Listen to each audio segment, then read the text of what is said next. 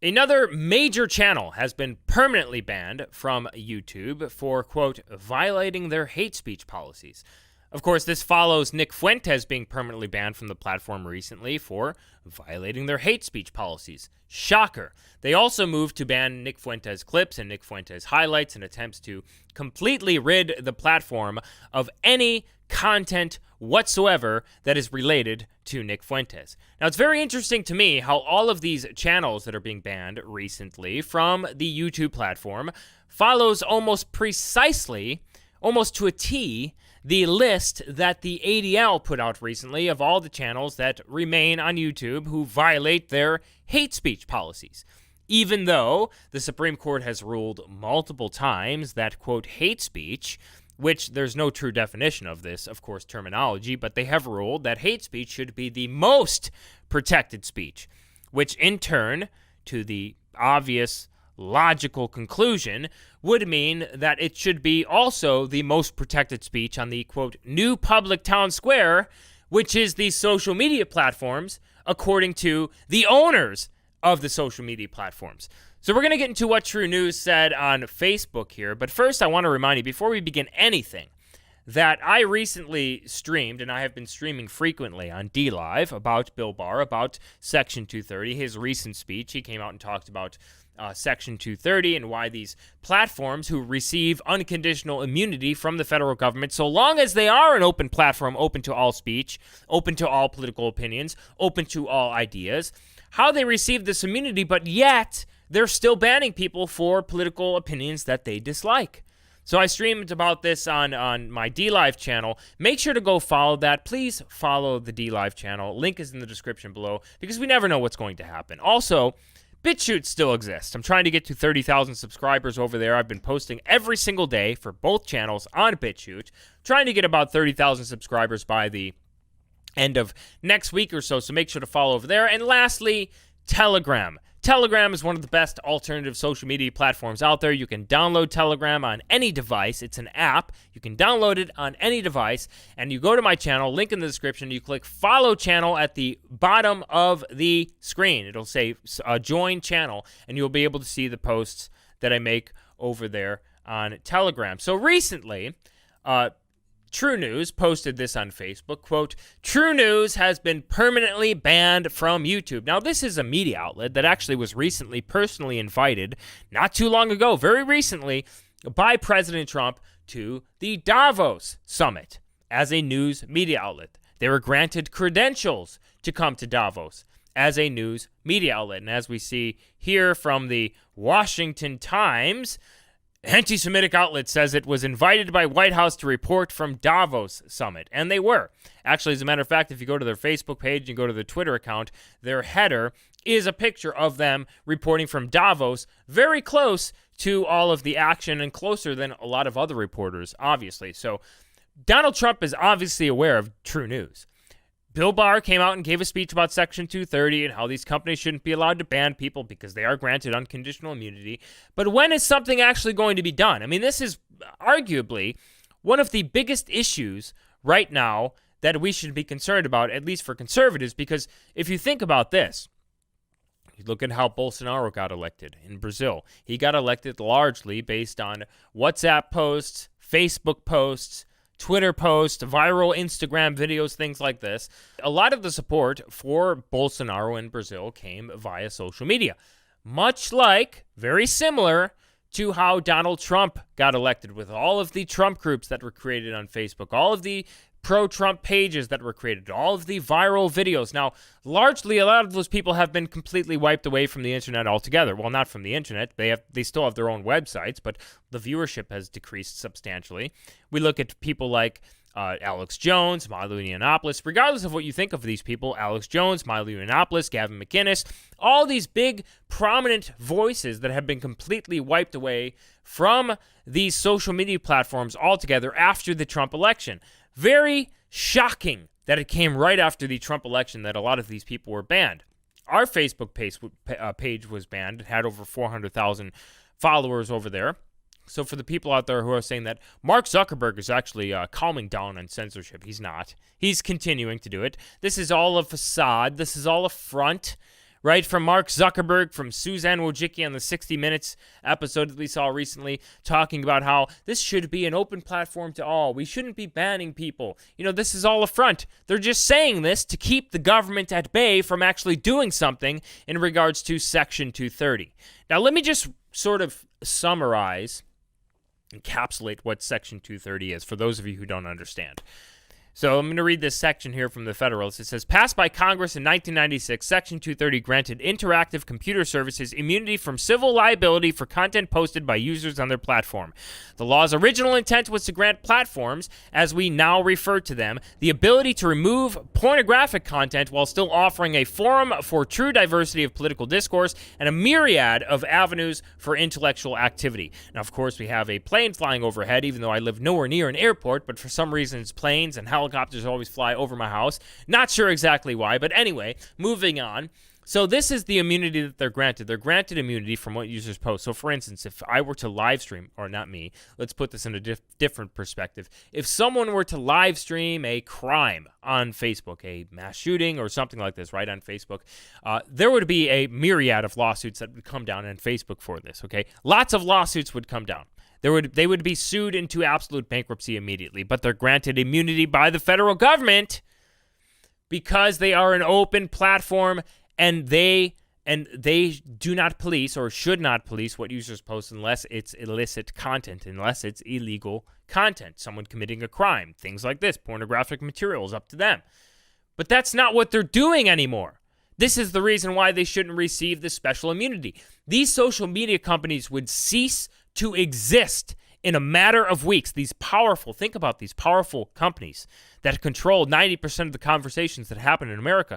They would cease to exist completely if they didn't have this special immunity granted under Section 230. And this is something that I talked about on my D-Live stream, because I'm streaming over there. I'm not streaming on YouTube anymore, with the Bill Barr speech and why he said that this shouldn't be happening. This absolutely shouldn't be happening. But we need action. Talk is great, especially when it's coming from the Attorney General. Talk is great, but action is needed, and needed immediately. Like I said, this is arguably one of the most important issues for that conservatives should be focused on.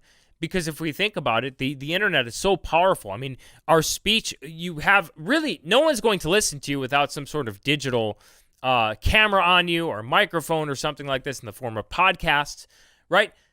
Most of the conversations, most of the political ideas that are put out there into America or into the public discourse are put out there via social media companies, Instagram, Facebook, Twitter, etc., and or podcasts, and or the largest video service on the planet, which is YouTube, of course, which is controlled by Google, which is arguably the most powerful company in the world. So True News has been completely banned from YouTube. If you go to theredelephants.com, you can find a list of all the people that have been recently banned by YouTube. And if we go to this news story here, there's a news story that just came out that talks about how Facebook likes. So if you just like a post on Facebook that is considered anti-Semitic or right-wing, this could actually be a crime in Switzerland, right? Not sure why they wouldn't do this for Christianity, because Christians are the most persecuted religion in the entire world, reaching genocidal levels, even according to the BBC and mainstream news outlets. But, of course, it's only for one group of people. Only for one group of people. Very interesting to me how all of the channels that are being banned as well are listed out as suggested channels to be banned by YouTube on the ADL's website, on the Anti-Defamation League's website. Why do they have so much control over these social media companies? Has anyone ever asked that question? Why does the Anti-Defamation League get the opportunity, get the capability to involve themselves with the creation of the algorithm for these social media companies? If you look at the ADL teamed up with Berkeley to create the online hate index, which is interwoven into the algorithm of most of these social media companies, according to reports. Why do they get control? Why does this non-governmental organization get control that is clearly biased for only one group of people and only one religion in the country? Why? Has anyone asked that question in the White House? Why are they in control of everything? Why is this obscure group, this obscure organization that got its start, it's very controversially if you look into how they got their start, why are they involved in this? Why are they in control of all these things?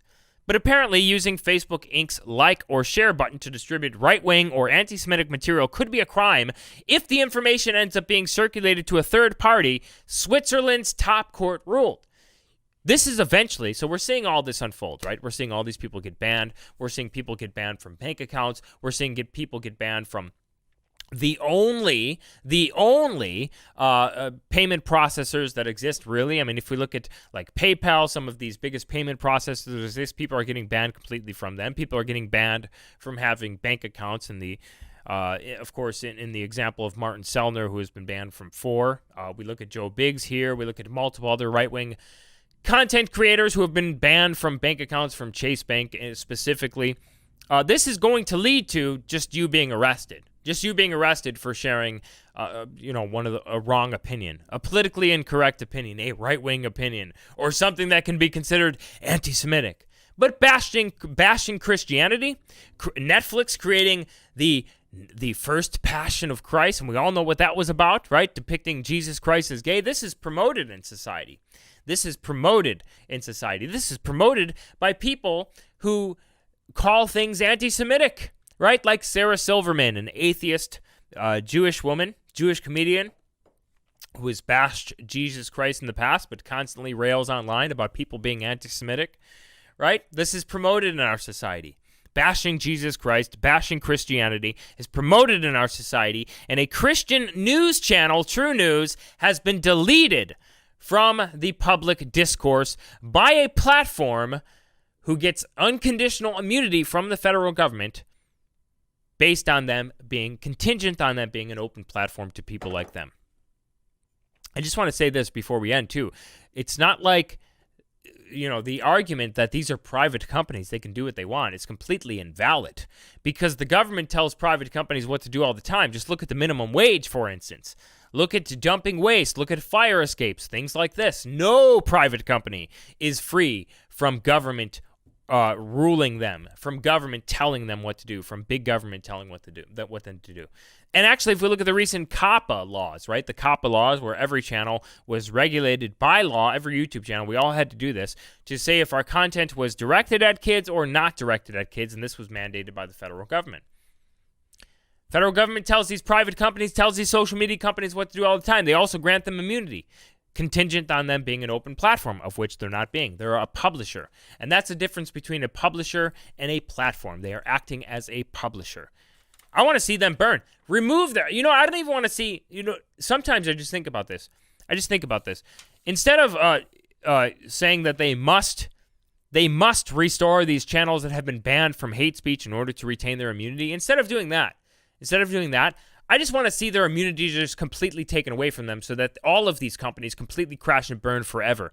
Because they're anti-competitive too. That's another thing. You look at Apple, you look at the App Store, they banned the InfoWars channel, the InfoWars app that reached #1 on the Apple App Store for hate speech. They also, when people there's a lot of companies that create apps and things like this, great services, and if they rise to the top, they can become a really popular app. These companies have been reporting that Apple is actually creating a competitor app to them and then promoting their competitor app. So there's a lot of anti-competitive practices that happen all the time. The left wing should get on board with this, especially, they say that they're in favor of going after these big corporations, corporate America, things like this. But then they support corporate America banning people for certain speech. They're completely on the side of corporate America in regards to immigration as well. They have the same viewpoints as corporate America in regards to immigration, mass immigration, low-wage workers flowing into the country, driving down the wages of American citizens. So that's what I have to say about True News. It's a sad day again. God made known to us the mystery of his will according to his pleasure, which he purposed in Christ to be put into effect when the times reach their fulfillment, to bring unity to all things in heaven and on earth under Jesus Christ. Now, make sure to check out preparewithvincent.com and waterwithvincent.com.